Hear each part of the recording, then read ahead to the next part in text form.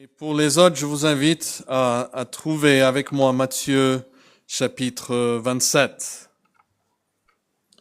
Matthieu chapitre 27.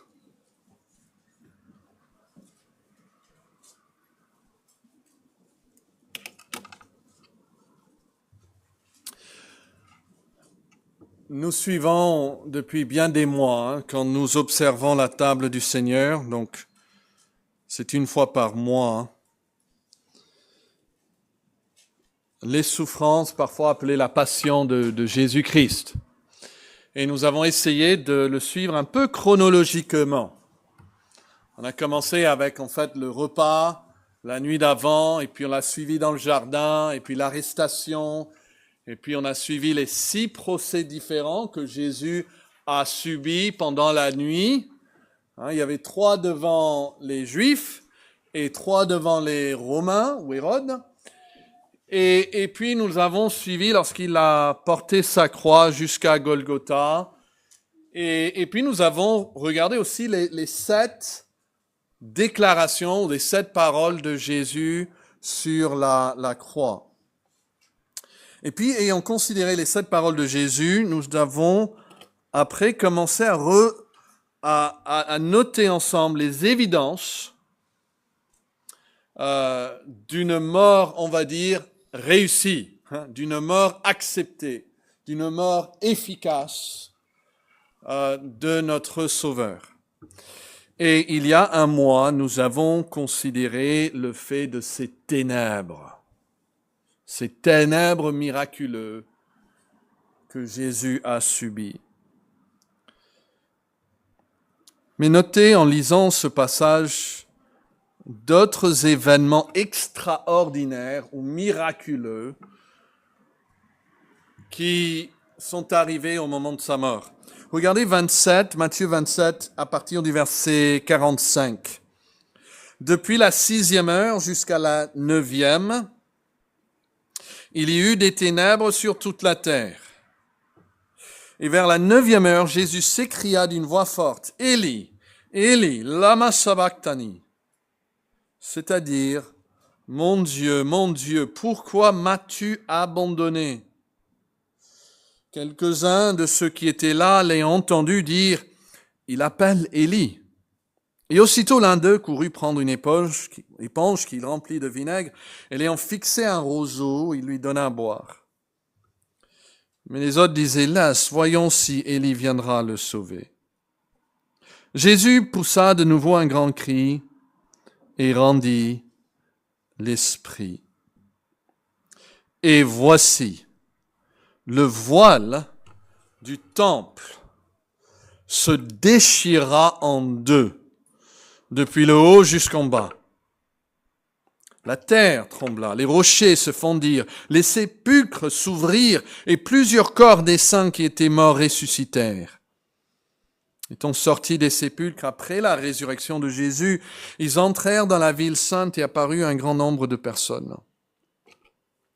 Le centenier et ceux qui étaient avec lui pour garder Jésus, ayant vu le tremblement de terre, et ceux qui venaient d'arriver furent saisis d'une grande frayeur et dirent, « Assurément, cet homme était Fils de Dieu. » Alors vous avez peut-être noté, il y a les ténèbres, il y a le voile du temple, il y a le tremblement de terre, il y a l'ouverture des tombes, et il y a la confession du centurion. Ce sont toutes des preuves d'une expiation accomplie.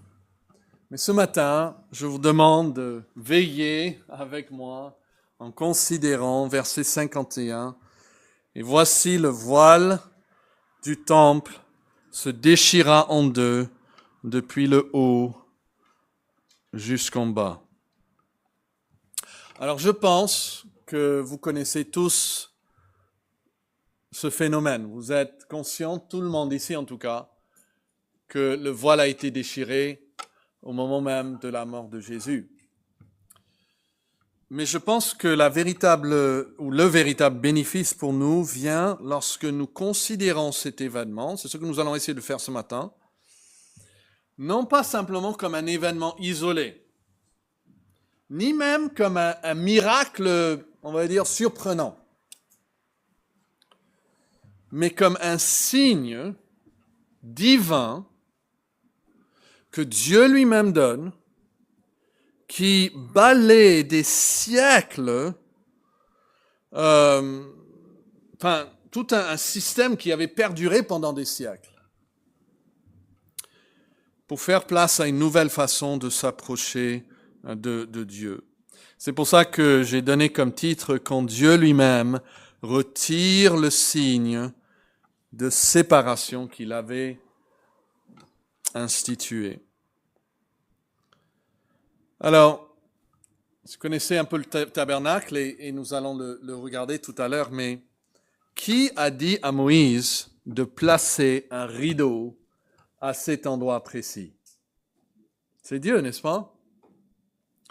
Et plus tard, la Bible dit que Dieu, en fait, a donné des plans à David pour le temple. Donc, qui a dit à David que dans le temple aussi, il devait avoir un rideau à cet endroit précis? C'est Dieu. Et qui aujourd'hui sépare le rideau et ouvre l'accès qui pendant des siècles était fermé? Eh bien, c'est encore Dieu lui-même. Alors, je vous invite de trouver, on va revenir ici, mais de trouver Exode 25. Exode, dans l'Ancien Testament, vous avez vous avez Genèse, et puis Exode.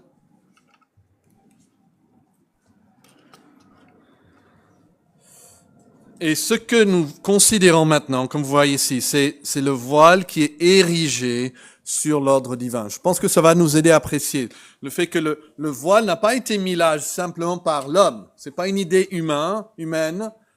Le voile est mis en place sur ordre divin.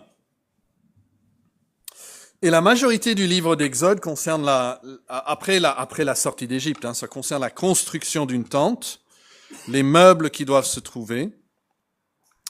Et Exode 25, c'est où cette partie du livre commence, dit ceci. Regardez le premier verset. L'Éternel parla à Moïse et dit, parle aux enfants d'Israël qui m'apportent une offrande, vous la recevrez pour moi de tout homme qui le fera de bon cœur.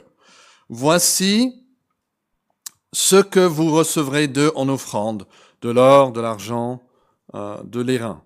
Okay? Et puis il y a la liste de choses que le peuple pouvait apporter, qui continue ici. Ils vont donc faire une grande collecte. Mais qu'est-ce qu'ils vont faire après avec tout ça? Bien, regardez le verset 8, Exode 25, 8. Ils me feront quoi? Un sanctuaire. Ça veut dire, vous entendez même le mot saint dedans, ça parle d'un lieu saint. Un lieu saint. Et pourquoi ont-ils besoin d'un lieu saint? Eh bien, la phrase suivante nous donne la réponse. Ils me feront un sanctuaire ou pour que j'habite au milieu d'eux. Ok, si on réfléchit, c'est logique. Pour que Dieu puisse habiter au milieu de son peuple, il fallait lui préparer un lieu saint. Car Dieu il est saint par nature même. Et il lui faut un lieu saint. Et si vous souhaitez connaître le nom de cette tente sacrée destinée à abriter la présence divine et sainte de Dieu, ce nom est révélé dans le verset suivant. Regardez le verset 9. Vous ferez le tabernacle et tous ses ustensiles d'après le modèle que je vais te montrer. On appelle ça couramment le tabernacle, qui veut dire simplement le point d'habitation pour Dieu. Mais avant même de lui parler du tabernacle, Dieu parle d'un meuble très important qui sera logé dans le tabernacle. Regardez le verset 10. Ils feront une arche de bois d'acacia. Souvent, on appelle cette arche quoi? L'arche de l'Alliance. Et voici, vous avez une représentation. Personne n'a vu de nos jours, mais d'après les descriptions écrites dans la parole de Dieu, voici une idée de ce que ça aurait pu être. Mais deux choses à noter. Ce qui est dans l'arche et ce qui est sur l'arche, ok? D'abord, regardez le verset 16, encore le même Exode 25, hein. Tu mettras dans l'arche, quoi? Le témoignage. Et le témoignage, c'était le nom des 10 commandements, hein, des 2 tablettes sur lesquelles étaient écrits les 10 commandements. Mais notez après ce qui va sur l'arche. Ça, c'est ce qui est dans l'arche. Qu'est-ce qui va sur l'arche? Ça, c'est verset 17. Tu feras et quel est le mot? Un propitiatoire d'or pur. Alors, ce propitiatoire était le couvercle de l'arche avec les mêmes dimensions. Et sur le propitiatoire étaient donc les 2 chérubins. Hein. Donc, en fait, si on parle proprement dit, l'arche était la partie inférieure et le couvercle avec les anges était le propitiatoire. Alors, pourquoi on appelait ça le propitiatoire? Eh bien, il y a une histoire dans le Nouveau Testament que Jésus raconte, on ne va pas le chercher, mais c'est 2 hommes qui vont au temple pour prier. C'est raconté en Luc chapitre 18. Et le publicain, se tenant à distance, la Bible dit au verset 13, n'osait même pas lever les yeux au ciel, mais il se frappait la poitrine en disant, « Ô Dieu, sois apaisé envers moi qui suis un pécheur. » Ça vient de la même racine. Soit rendu propice, on peut dire en français. Hein, c'est le lieu où Dieu est apaisé, le lieu où il est rendu propice envers son peuple. On peut penser d'un lieu d'apaisement, en fait, même dans le nom. Et si vous regardez Exode 25, verset 21, vous verrez qu'il dit, tu mettras le propitiatoire dans ce lieu d'apaisement sur l'arche, et tu mettras dans l'arche le témoignage que je te donnerai. Donc, il y a cette très très belle image, même si on restait là, hein. Dans la boîte, hein, dans l'arche, nous avons les 10 commandements qui condamnaient l'homme.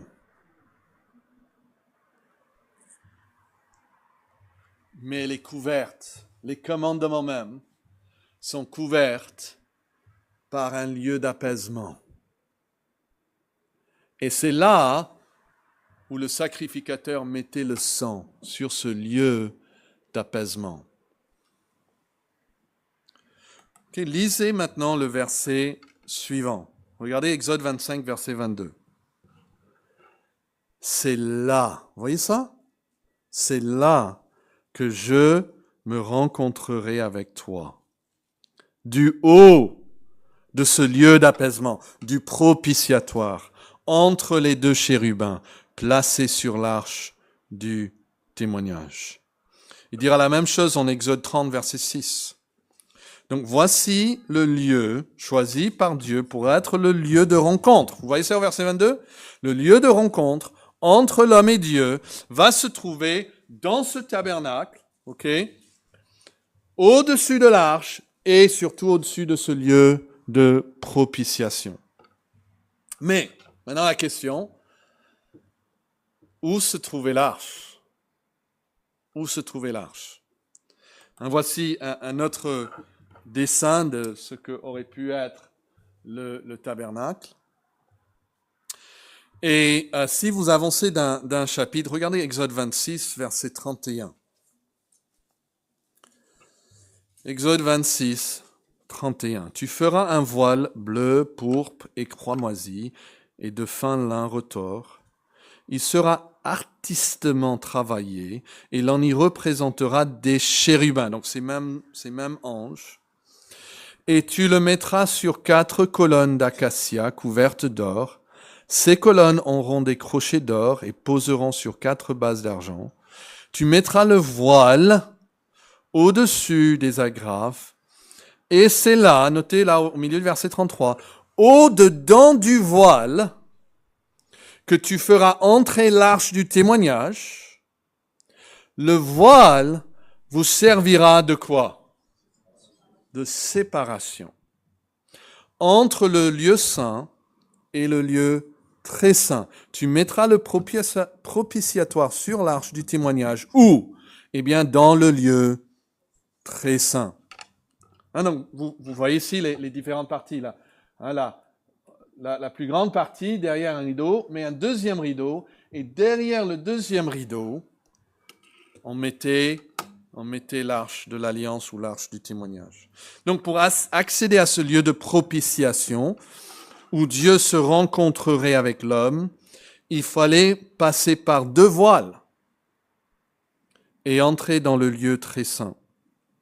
Alors, pensez-vous que l'accès était facile? Qu'on pouvait quand même faire la queue. Et, je ne sais pas, tous les premiers sabbats du mois, c'était ouvert et on pouvait faire la queue et entrer, chacun pour dire son mot à Dieu. Eh bien, c'est là où je vous invite à trouver Exode 16. Okay, Exode chapitre 16.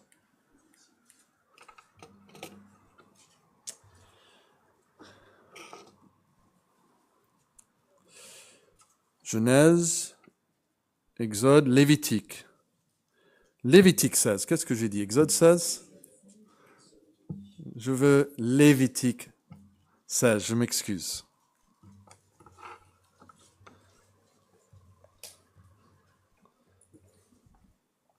Lévitique, chapitre 16, premier verset. L'Éternel parla à Moïse après la mort des 2 fils d'Aaron qui moururent, comment? En se présentant devant l'Éternel. Alors, on ne va pas raconter toute l'histoire, j'espère que vous la connaissez, mais ils sont morts en se présentant devant l'Éternel. Donc, s'approcher de Dieu s'avère très dangereux. Il y en a même qui sont morts, même les fils d'Aaron, même des prêtres, qui sont morts dans l'acte de se présenter devant Dieu. Imaginez ça.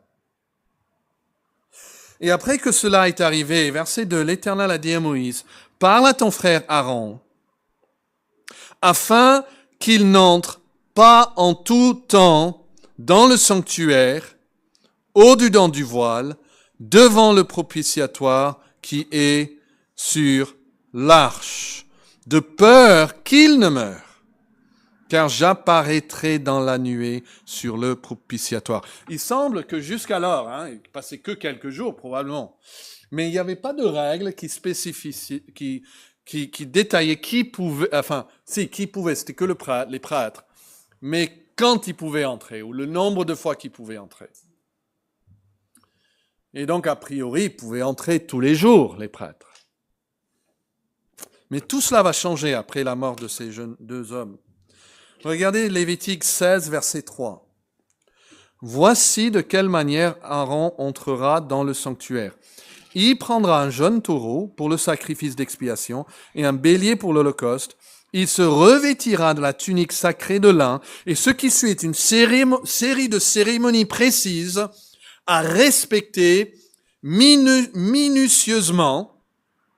Il y avait des vêtements spéciaux à porter, il y avait des rituels de purification à accomplir, il y avait des sacrifices à offrir, tant pour lui-même que pour le peuple. Et si vous descendez jusqu'au verset 17, cela précise qu'aucune autre personne ne peut être présente lorsqu'il pénètre derrière le voile. Donc seul Aaron, ou comme le précisera le verset 32, celui qui succédera après sa mort, donc ce qu'on appelle le souverain sacrificateur, est autorisé à entrer derrière le voile dans le lieu très saint, devant le propitiatoire, pour se tenir dans ce lieu de rencontre avec Dieu. Et ça ne spécifie pas, mais ça me donne en tout cas l'idée que c'est probablement là où les 2 fils d'Aaron ont été tués par le Seigneur. Ils sont entrés là, dans le lieu très saint,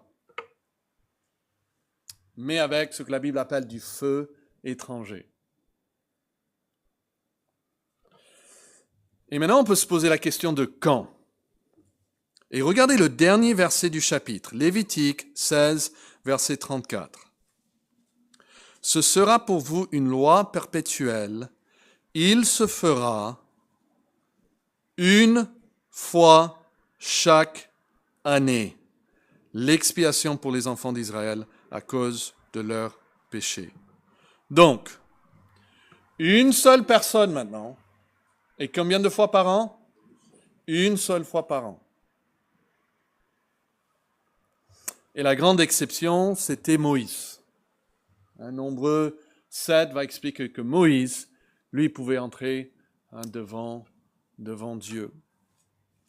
Alors, pensez-vous que l'accès devant Dieu était facile? Au temps de Jésus, le tabernacle, vous savez, était plus là. C'était remplacé par un temple. Même pas le temple de Salomon, ça avait été détruit, mais par un temple reconstruit par Hérode. Il y avait la cour. Vous avez ici une autre représentation. Donc, il y avait la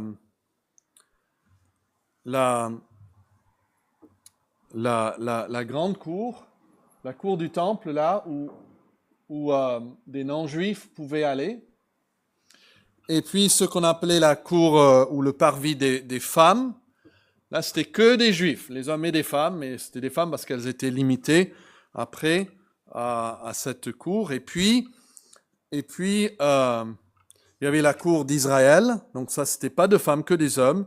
Et puis, il y avait des endroits tout autour même du temple, derrière, et certainement à l'intérieur, réservés qu'aux prêtres. Et le lieu saint, c'était seulement un prêtre qui pouvait pénétrer par jour. Et les prêtres étaient amenés par classe depuis leur ville de résidence, et puis ils étaient appelés par le sort parmi leur groupe. Vous connaissez un peu l'histoire de Zacharie, il est amené ici à Jérusalem, et puis il est choisi au sort d'entrer dans le lieu saint, d'entrer dans le temple. Mais il y avait, on nous dit, à peu près 5000 prêtres à l'époque. Donc si un prêtre le faisait, c'était une seule fois dans sa vie. Et il y avait des prêtres, ils n'avaient même pas la chance de le faire une seule fois. Mais le cœur du temple, le saint des saints, le lieu très saint, restait complètement vide 364 jours par année. Le voile s'ouvrait une seule fois par an pour une seule personne. Alors pensez un peu à l'Ancien Testament. Pensez à David. Vous savez, il n'est jamais entré dans le sanctuaire. Ni Ésaïe, ni Jérémie, ni Ézéchias, ni Daniel avant de partir en captivité, ni Ézéchiel sont entrés dans le lieu très saint. Et c'est Dieu lui-même qui a dit d'ériger ce voile et qui a limité le nombre de personnes qui pouvaient y pénétrer. C'était érigé par Dieu. Le voile donc est érigé sur ordre divin, mais pour revenir à Matthieu 27, nous voyons que le voile est maintenant déchiré par un acte divin. Il dit en Matthieu 27 que le voile, verset 51, le voile du temple se déchira en deux. Et puis c'est précisé, du haut jusqu'en bas.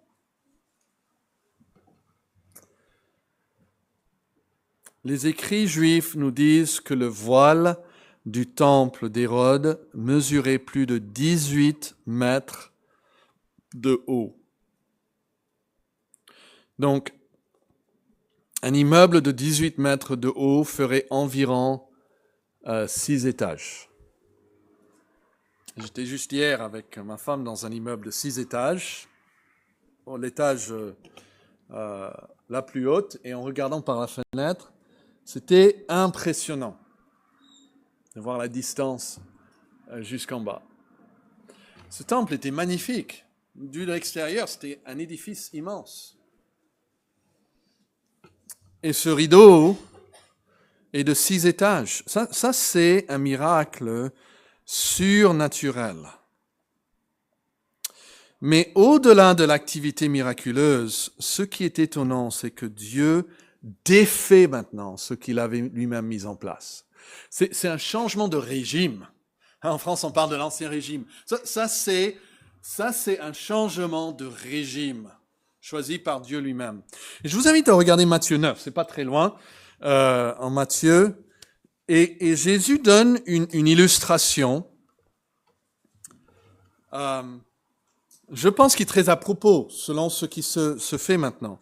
Parce que nous devons apprécier le fait que nous, on est sauvés aujourd'hui, mais nous sommes dans une église le dimanche matin. Nous ne sommes pas au temple le jour du sabbat. Pourquoi? Parce que Dieu lui-même a instauré un changement de régime. Et Jésus donne une illustration de cela en Matthieu 9, verset 17, quand il dit « On ne met pas non plus du vin nouveau dans des vieilles outres. Autrement, les outres se rompent, le vin se répand et les outres sont perdues. Mais on met le vin nouveau dans des outres neuves et le vin et les outres se conservent. » Ce que Jésus est en train de dire est quand ce qui est à l'intérieur, le vin, est nouveau, il faut changer même les outres externes qui le contiennent. Interne qui ne peut plus être contenu dans l'ancienne structure. Le vin nouveau va faire éclater l'ancienne structure, les vieilles outres. Donc le changement commence d'abord de l'intérieur. OK? De nos jours, on va peut-être dire que le vin change, que l'intérieur change. Donc il n'y a pas besoin de nouvelles outres de nos jours. Les outres, la forme extérieure doit être adaptée au contenu qu'elle renferme et non pas à l'environnement extérieur. Donc Jésus est en train de souligner ici dans cette image que l'avènement du Messie, l'établissement de l'Église du Nouveau Testament, ne peut plus être contenu dans les structures du pays, de la nation d'Israël, avec Jérusalem, ses prêtres, ses chefs religieux, etc. Il est en train de dire que la nouvelle alliance en son sang va en fait éclater l'ancien système. Jésus n'est pas en train de dire que le vin nouveau de la nouvelle alliance nécessitera de nouvelles outres à chaque génération. Ce serait à changer les outres sans changer le vin. À mettre du vieux vin dans de nouvelles outres. Mais c'est pas de tout l'image que Jésus veut donner. Il veut dire que le nouveau, ce qui est à l'intérieur, va faire éclater l'ancien. Et c'est ce qui arrive quand ce voile est déchiré. C'est un symbole pour tout le système de judaïsme. Tout le système était centré. Il y avait des sacrifices, et puis il y avait le lieu saint, et puis il y avait le lieu très saint, et tout cela autour de l'arche, la présence de Dieu, tout centré sur ça. Vous vous rappelez que même la façon que Israël était positionné dans le camp était autour de ce tabernacle. Et Dieu lui-même maintenant déchire tout le système. En déchirant le voile, il fait éclater l'ancien système de judaïsme. Ce n'est plus applicable. On peut dire que Dieu a déchiré le rideau afin de changer l'outre. On pourrait même dire qu'il s'agit de l'éclatement de la vieille outre du judaïsme.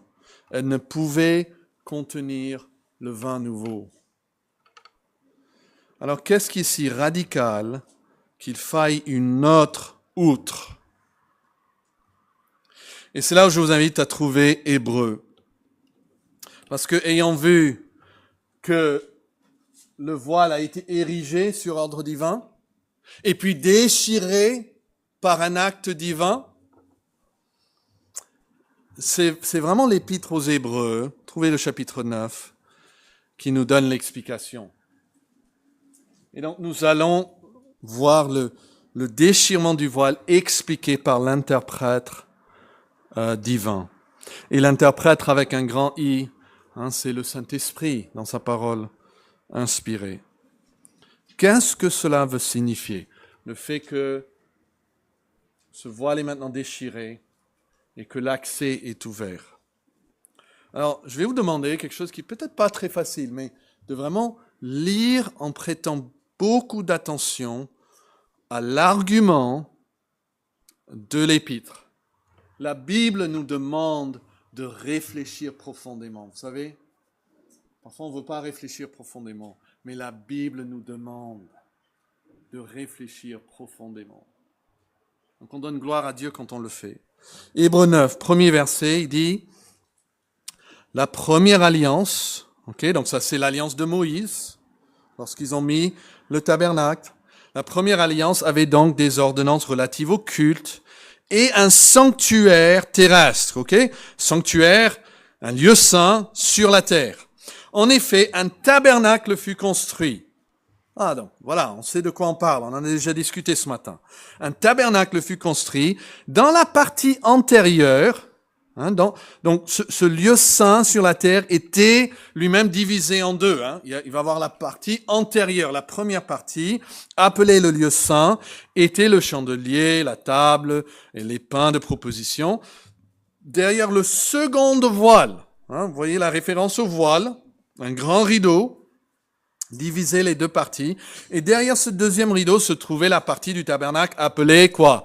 Le Saint des Saints, ou le lieu très saint. Et renfermant l'encensoir d'or pour les parfums et l'arche de l'alliance entièrement recouverte d'or. Il y avait dans l'arche un vase d'or contenant de la manne, la verge d'Aaron qui avait fleuri, et, comme nous avons lu, les tables de l'alliance.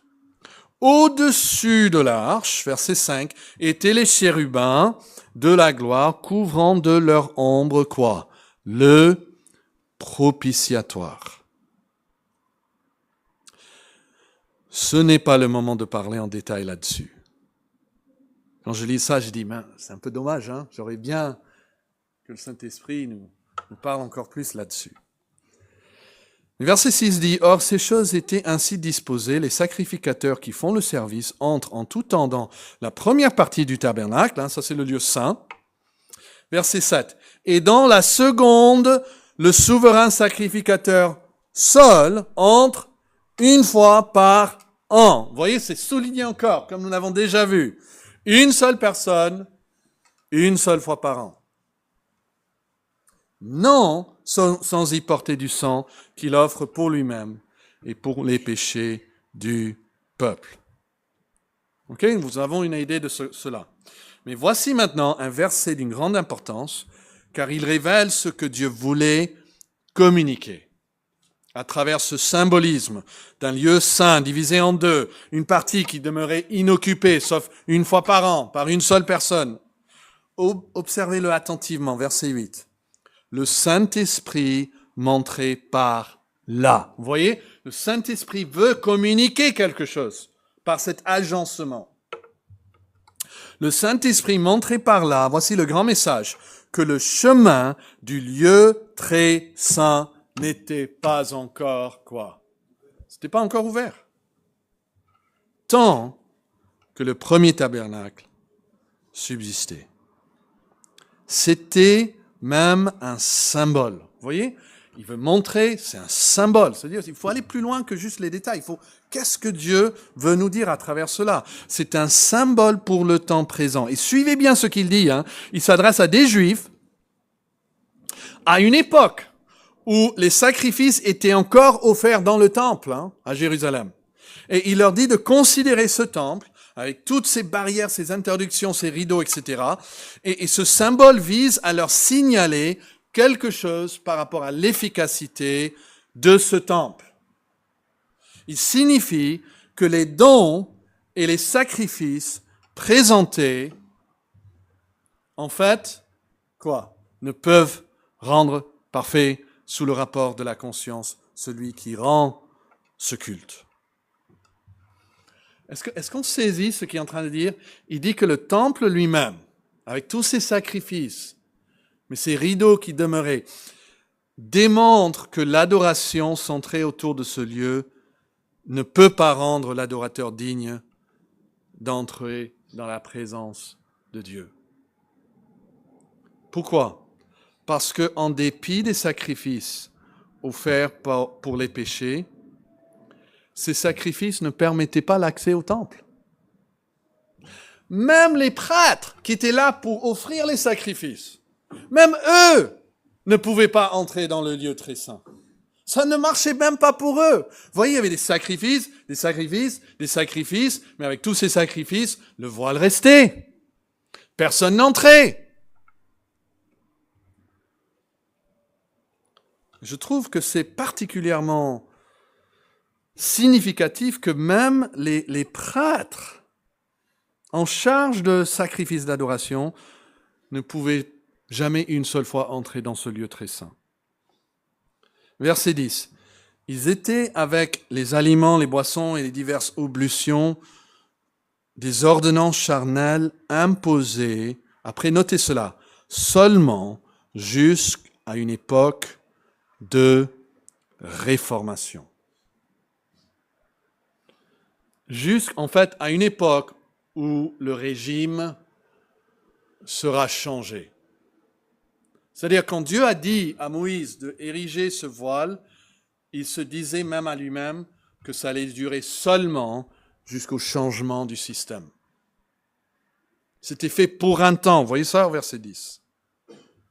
Imposé seulement jusqu'à une époque de réformation. Et on se dit, mais quand est venu le changement de régime? Regardez le verset 11. Hébreux 9, verset 11. Mais quoi? Christ est venu. Ça, c'est le changement de régime. Quand le Messie, c'est le mot pour Messie, quand le Messie est venu, et il est venu comme souverain sacrificateur. Vous vous rappelez que c'est le seul être humain qui peut entrer dans le lieu très saint. C'est le souverain sacrificateur. Et le Messie, il vient comme souverain sacrificateur des bienvenus.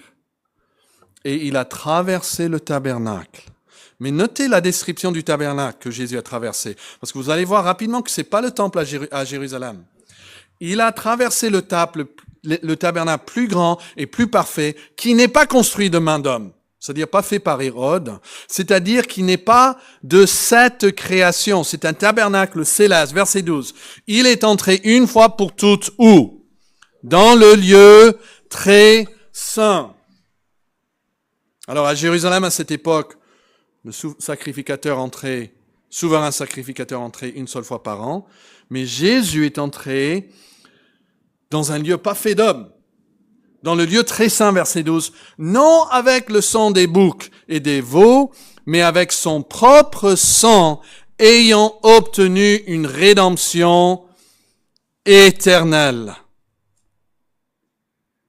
Car si le sang des taureaux et des boucs et la cendre d'une vache répandue sur ceux qui sont souillés sanctifie et procure la pureté de la chair, combien plus le sang de Christ, qui par l'Esprit éternel s'est offert lui-même sans tache à Dieu. Vous voyez la Trinité dans ce verset? Le Christ s'offre par l'Esprit à Dieu le Père. Eh bien, ça purifiera votre conscience des œuvres mortes afin que vous serviez le Dieu vivant.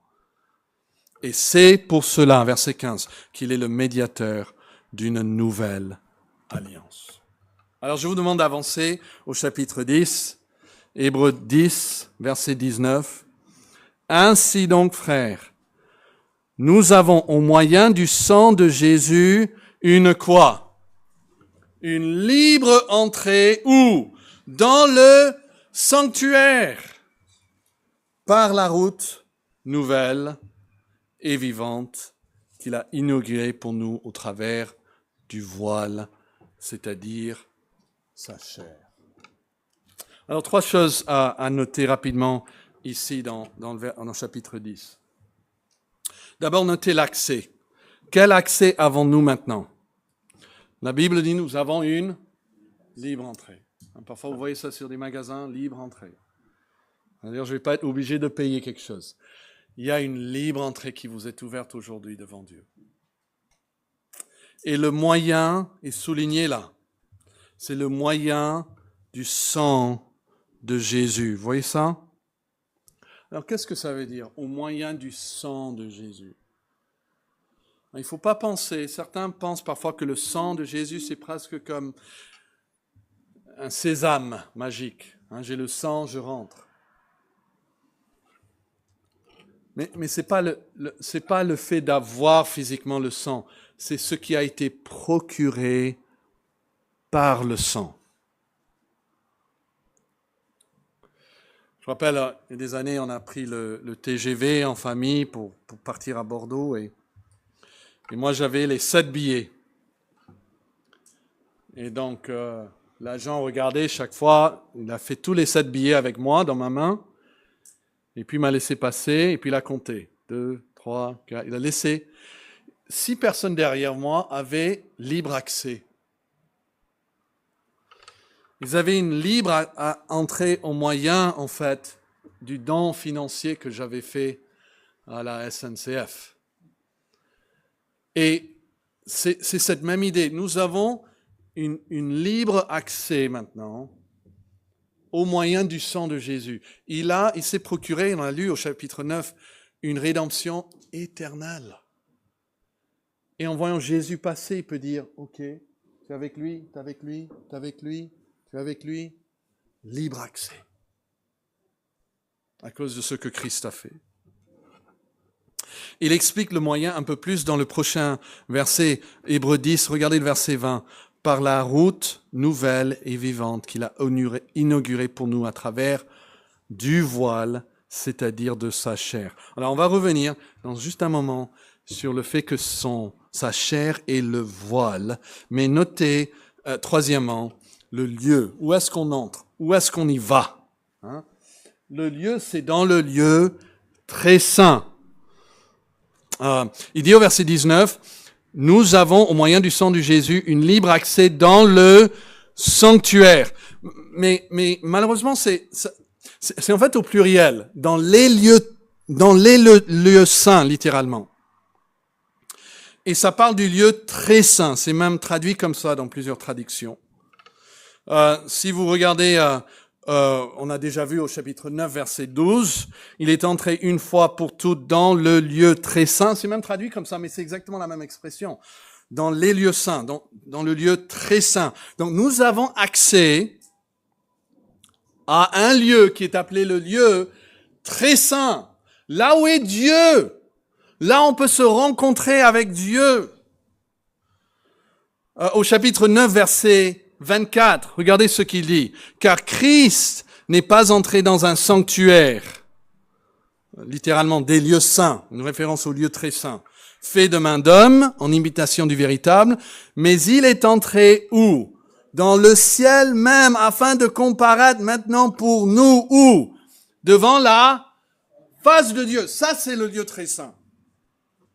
Nous avons accès maintenant devant la face de Dieu, devant le trône de Dieu, pour être en communion directe avec lui.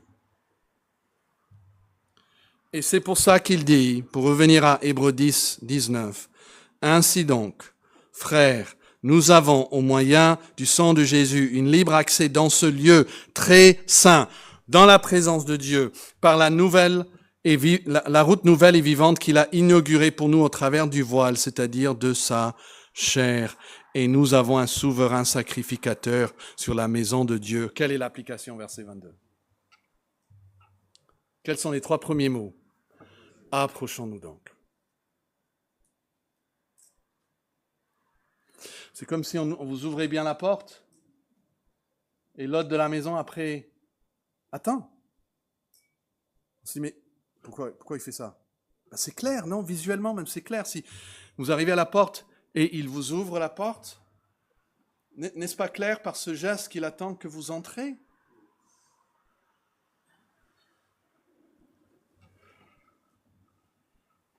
Aimeriez-vous avoir un accès à un lieu qui est saint par excellence devant Dieu? Il nous dit de passer par le voile. Vous voyez ça au verset 20, 10-20.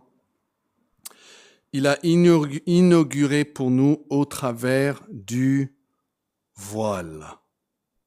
Alors ça, c'est une image surprenante.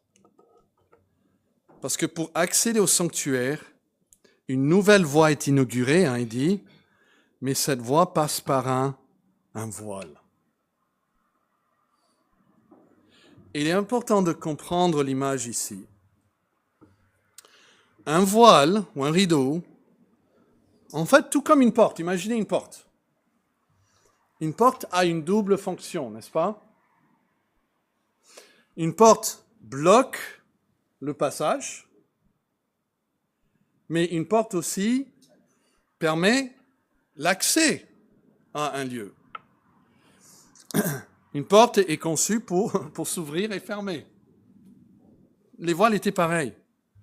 Imaginez votre maison, votre appartement, avec seulement un grand trou, pas de porte. J'imagine que vous ne sentirez pas à l'aise. Il vous faut une porte. Il vous faut une entrée. Mais imaginez que, on vous donne une autre maison, il n'y a que des murs. Il n'y a pas de porte, il y a que des murs. C'est bien enfermé, mais ça ne va pas vous aider non plus, n'est-ce pas? Vous avez besoin, en fait, d'un accès qui s'ouvre. Et donc, le voile sert à obstruer le passage et à dissimuler ce qu'il trouve derrière. Mais ça sert aussi, imaginez, des rideaux qui sont écartés comme ça, comme dans un théâtre, pour ouvrir un passage. Et ce voile qui nous sert de passage, c'est qui? Regardez-le encore, verset 19, Hébreux 10. Une libre entrée dans le lieu très saint par la route nouvelle et vivante qu'il a inaugurée pour nous au travers du voile. Et c'est quoi ce voile? C'est-à-dire de sa... Voilà. Jésus est lui-même le voile. C'est comme quand il dit « Je suis la porte ». Jésus a dit ça. C'est pas parce que c'est pour bloquer la route, non. C'est la porte d'entrée. Et maintenant, il prend cette image du voile qui avant bloquait le chemin. Il dit maintenant, Jésus est le voile en fait qui s'ouvre et par lui nous avons accès devant Dieu. Il est la porte. Jésus a dit, nul ne vient au Père que par moi. Je suis la porte, il nous a dit. Et la Bible nous dit ici que Jésus est le voile. Le voile qui a empêché l'accès a été déchiré. Et le voile maintenant qui nous est offert est Jésus-Christ à lui-même. Donc on récapitule un peu pour clore. Quel est l'accès que nous avons ce matin? Libre accès. Et quel est le moyen de cet accès? C'est Jésus-Christ, c'est son sang, c'est sa rédemption éternelle, c'est sa chair qui est pour nous le voile. Nous passons par le voile pour accéder maintenant au lieu très saint. Parce que le lieu où Dieu nous invite, le lieu par lequel Jésus nous invite de passer, c'est ce lieu très saint. Et donc, l'application, verset 22, Hébreux 10, 22. Approchons-nous donc, avec un cœur sincère, dans la plénitude de la foi, les cœurs purifiés d'une mauvaise conscience. Et d'ailleurs, comprenez bien que ce n'est pas nous qui purifions ici nos cœurs. Il a expliqué déjà dans ce texte, c'est Jésus. C'est-à-dire, en passant, c'est comme si en passant par le voile, nous sommes purifiés. Il dit, viens, passe par le voile. Il ne faut pas sauter par la barrière, mais non, passe par le voile. On est purifié, en fait, en entrant. Nos consciences même sont purifiées. Regardez à ce que Christ nous offre. Des cœurs purifiés d'une mauvaise conscience. Qui ici, ne levez pas la main, mais qui ici vous souffrez d'une mauvaise conscience? Les sacrifices du temple ne pouvaient jamais purifier les consciences.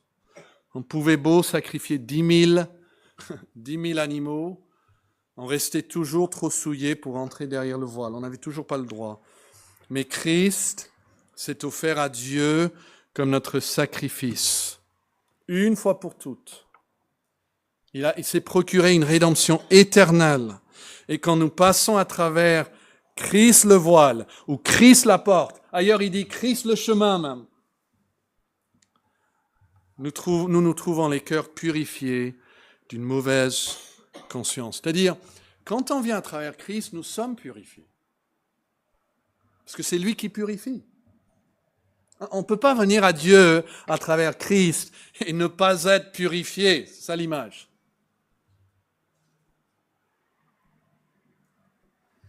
Et devant nous, nous trouvons au moyen du sang de Jésus une libre entrée dans le lieu très saint. Donc la Bible nous dit que Christ est le voile qui nous donne accès à Dieu. Et nous n'allons pas le lire, mais Romains 3, verset 25 nous dit que Christ est la propitiation de nos péchés. C'est la même image, hein, vous vous rappelez de ce propitiatoire? Il dit Christ est ce propitiatoire. Il est ce qui apaise la colère de Dieu contre nos péchés. Et voilà maintenant l'accès que nous avons devant Dieu. Éphésiens 1, 4 dit « En lui, Dieu nous a élus avant la fondation du monde. » Imaginez cela. Avant la fondation du monde, nous avons été individuellement élus pour que nous soyons quoi? Saints et irréprochables. Et puis les deux prochains mots disent « devant lui ». Hein, on se compare les uns aux autres. Pas mal, peut-être. Qu'est-ce que j'ai à me reprocher? Hein, je parle à des gens, parfois, je n'ai rien à me reprocher. Oui, mais devant Dieu, saint et irréprochable devant Dieu. C'est-à-dire, on entre dans ce lieu très saint. Et le ciel sera pour toute l'éternité comme le lieu très saint. Et on nous regarde et nous sommes irréprochables. Pas parce que nous avons fait du bien, mais parce que nous avons traversé par le voile Jésus-Christ. Et Hébreux chapitre 4, et versets 14 à 16 dit, et ce sera le dernier verset, mais il dit, Hébreux 4, verset 14, « Ainsi, puisque nous avons un grand souverain, sacrificateur, qui a traversé les cieux, » l'image de ce tabernacle pour aller jusque dans le lieu très saint devant Dieu.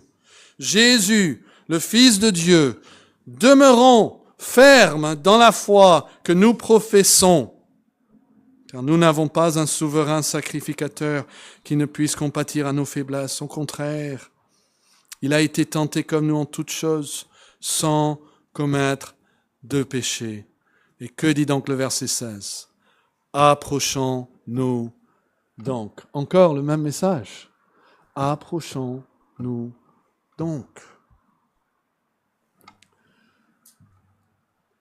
Il y a toujours des gens qui hésitent. C'est comme on est invité à une fête. Je dis oui, mais j'ai pas les habits qu'il me faut. Et puis le hôte me dit, ah non, mais j'ai des habits de ta taille, pour toi. Ici, regarde. Ah, d'accord. Mais en fait, ça paraît cher. En fait, j'ai pas assez d'argent. Je dis non, en fait, j'ai déjà tout payé pour toi. Ah oui, c'est bien gentil, mais en fait, je pense pas que j'ai pas un moyen de transport pour y venir. Ah non, j'ai prévu quelqu'un. Il y a quelqu'un qui va venir te chercher à ta maison. Ah oui, mais je pense que je travaille ce jour-là. Non, en fait, j'ai déjà parlé à ton employeur. Il sait, il est tout au courant. Il t'a donné le jour. Ah oui, mais vous voyez, si je continue, après, il devient clair que je ne cherche que des excuses. Jésus nous dit de nous approcher de Dieu. Oui, mais j'ai le cœur sale. Il va vous purifier. Oui, mais je suis faible. Oui, mais quand je suis faible, il est fort. Oui, mais j'ai déjà péché tant de fois. Oui, mais chaque fois que nous venons à Christ, il nous pardonne et nous purifie de toutes nos iniquités. Oui, mais je ne sais pas si je pourrais rester fidèle. Si je viens, je vais encore pécher. Oui, mais il est avec nous tous les jours jusqu'à la fin du monde. On se dit, il nous faut encore d'autres excuses. Mes amis, si je pouvais plaider avec vous jusqu'aux larmes, approchez-vous de Dieu par Christ. Tout a été payé. Tout dont vous avez besoin. Vous savez que vous, aujourd'hui, vous ne pouvez rien faire pour vous-même, pour vous rendre plus propice devant Dieu, qui n'a pas déjà été fait par Jésus-Christ. Il n'y a rien. Et donc nous venons devant cette table. Et la Bible nous dit de nous approcher. Vous dites, mais j'ai péché. Ben, confessez le péché, il vous pardonnera. Mais venez, venez. Approchons-nous donc. Qu'est-ce qu'il dit ici au verset 16? Avec quoi? Assurance. Parce que quand nous venons devant ce trône, nous trouvons que c'est un trône de grâce. Et qu'est-ce que nous sommes promis de pouvoir obtenir? Miséricorde. Qu'est-ce qu'on nous promet de trouver? Grâce pour être secourus dans nos besoins. Approchons-nous donc, parce que le voile de l'ancienne alliance a été déchiré. Et le voile de Jésus-Christ nous invite à nous approcher. Prions. Ô notre Père céleste, quelle moquerie ces paroles seraient si elles n'étaient pas entièrement véritables. Et nous te louons pour des milliers, voire des millions de personnes, d'hommes, de femmes et même d'enfants qui nous ont précédés dans ce monde, qui ont compté sur la véracité de ces paroles et qui les ont trouvées véritables, qui se sont vus acceptés, reçus par Dieu, qu'ils ont pu passer à travers ce voile de Jésus-Christ. Et nous te louons du fait que tu ne rejettes quiconque vient à toi par Christ. Et nous pensons à ceux qui nous ont précédés au ciel. Ils sont dans la présence même maintenant de Dieu. Ils sont des esprits rendus à la perfection et un jour leurs corps même seront ressuscités. Et nous, bientôt, nous serons comme eux. Mais nous te louons que même ici-bas sur la terre, nous pouvons venir, nous pouvons avoir accès sans partir en voyage à Jérusalem, sans pénétrer dans un temple, sans offrir de sacrifices. Nous pouvons avoir un accès maintenant direct, spirituel, invisible, oui, mais direct à Dieu parce que nous venons à travers Christ. Ô Dieu, que ton œuvre se fasse dans chacun de nos cœurs. Nous prions au nom de Jésus, notre souverain sacrificateur. Amen.